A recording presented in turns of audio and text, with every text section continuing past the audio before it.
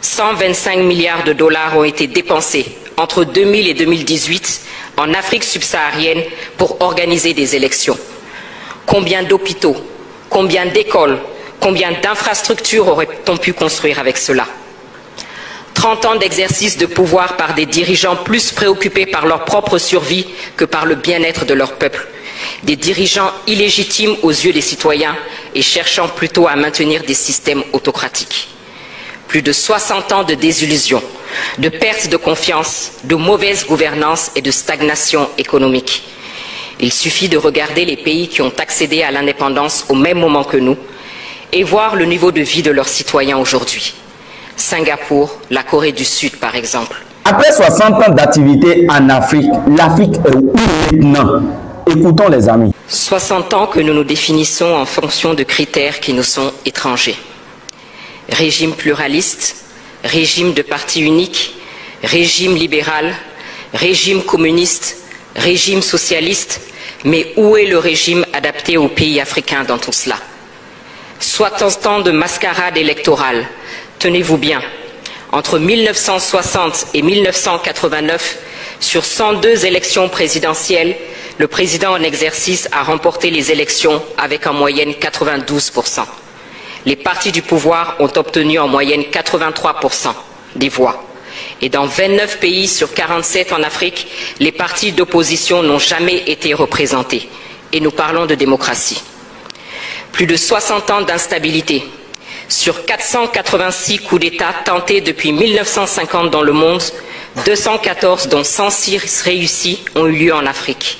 Soit un coup d'État par an dans au moins 2 États africains. Plus de 30 ans que nous copions le système de démocratie à l'occidental. 30 ans de résultats électoraux douteux, de crise post-électorale, de gouvernance inefficace. 30 ans de dépenses exorbitantes dans un océan de misère où le minimum n'est pas assuré. 125 milliards de dollars ont été dépensés entre 2000 et 2018 en Afrique subsaharienne pour organiser des élections. Combien d'hôpitaux, combien d'écoles, combien d'infrastructures aurait-on pu construire avec cela? 30 ans d'exercice de pouvoir par des dirigeants plus préoccupés par leur propre survie que par le bien-être de leur peuple. Des dirigeants illégitimes aux yeux des citoyens et cherchant plutôt à maintenir des systèmes autocratiques. Plus de 60 ans de désillusion, de perte de confiance, de mauvaise gouvernance et de stagnation économique. Il suffit de regarder les pays qui ont accédé à l'indépendance au même moment que nous et voir le niveau de vie de leurs citoyens aujourd'hui. Singapour, la Corée du Sud par exemple. Il suffit de regarder le niveau de vie de certains pays auxquels il n'est pas systématiquement rappelé l'importance de la démocratie. Les Émirats arabes unis par exemple. Qu'est-ce qui est finalement important pour nous, Africains? Copier les autres ou tracer notre propre voie vers nos aspirations profondes? C'est la question. Bonjour à toutes et tous. Merci pour votre présence, pour votre enthousiasme, pour votre engagement et vos encouragements. Depuis les premiers instants où nous avons partagé ce projet avec vous, ce projet qui est aussi le vôtre. Signe que nous ne sommes pas trompés. Il faut que la situation de notre continent change.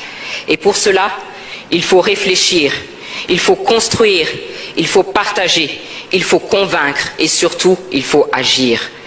Car si nous ne le faisons pas, personne ne viendra le faire à notre place. Je viens de vous décrire la situation qui est inacceptable. Illégitimité, rupture constitutionnelle, 3e mandat, crise politique, absence de décollage économique inclusif. Le système de gouvernance n'est pas adapté, c'est un fait. Les modèles plaqués ne fonctionnent pas.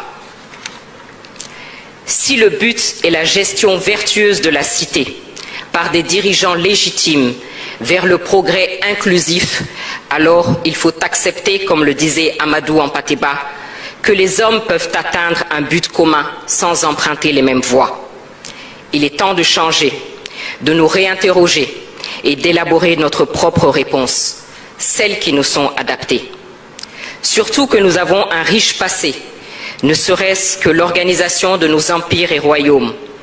Et n'oublions pas de rappeler à ceux qui sont prompts à la dénonciation à géométrie variable de la question des droits de l'homme que nous, Africains, avons été les premiers à proclamer les droits de l'homme et du citoyen dans la charte du Mandé de 1236.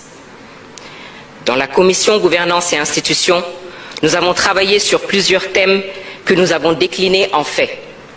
Nous versons au débat nos pistes de réflexion pour être complétées, pour être enrichies, adaptées, car nous sommes conscients que l'Afrique est plurielle. Parce qu'une chose est sûre, il faut changer et il faut bien commencer quelque part. Nos pistes de réflexion sont faites sans tabou et de manière constructive. Nous nous interrogeons sur ce qui ne fonctionne pas, notamment la question de la légitimité de nos dirigeants.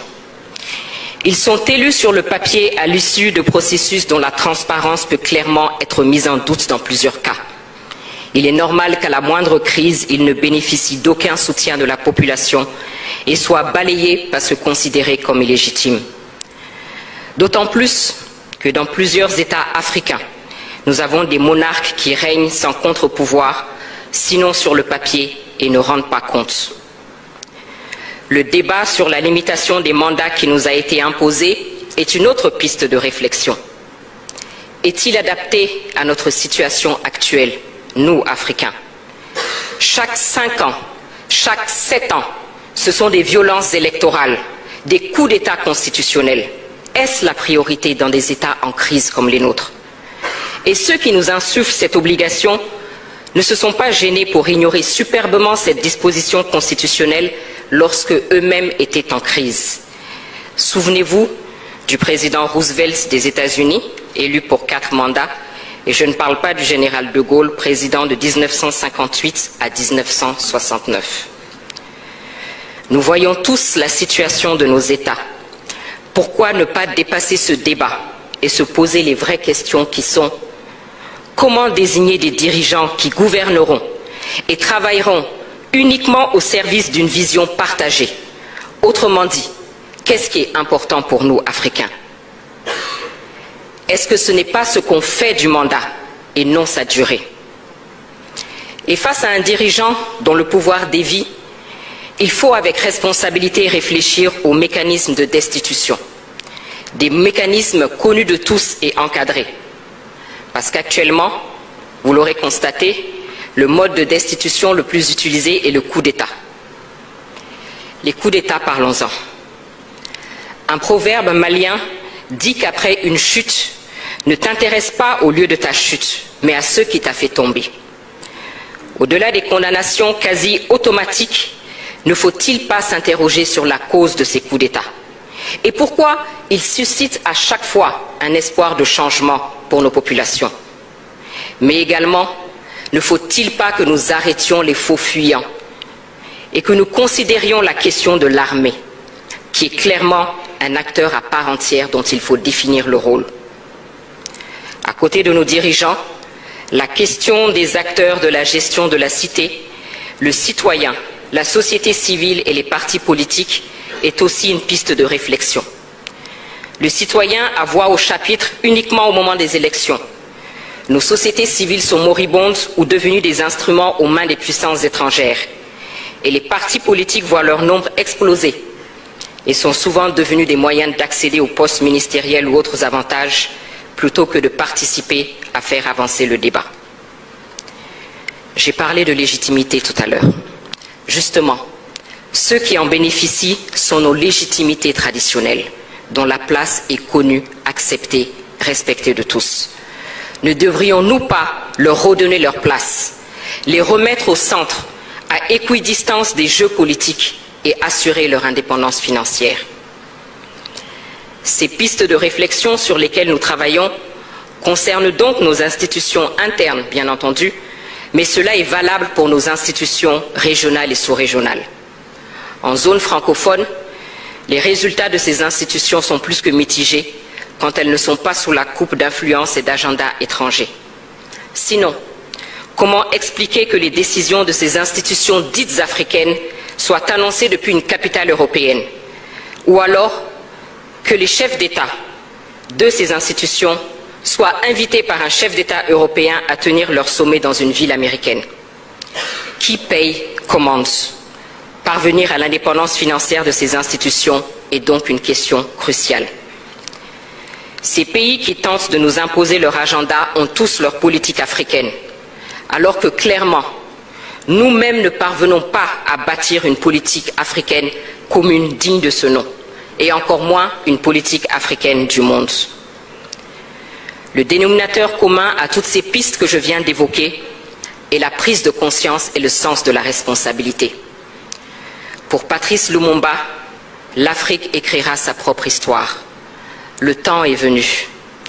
Le temps est venu sans idéalisme, sans tabou, et en ayant le courage de remettre en cause certains principes érigés en dogme, et en ayant à l'esprit les besoins réels de nos concitoyens, le temps est venu de rechercher nos propres réponses.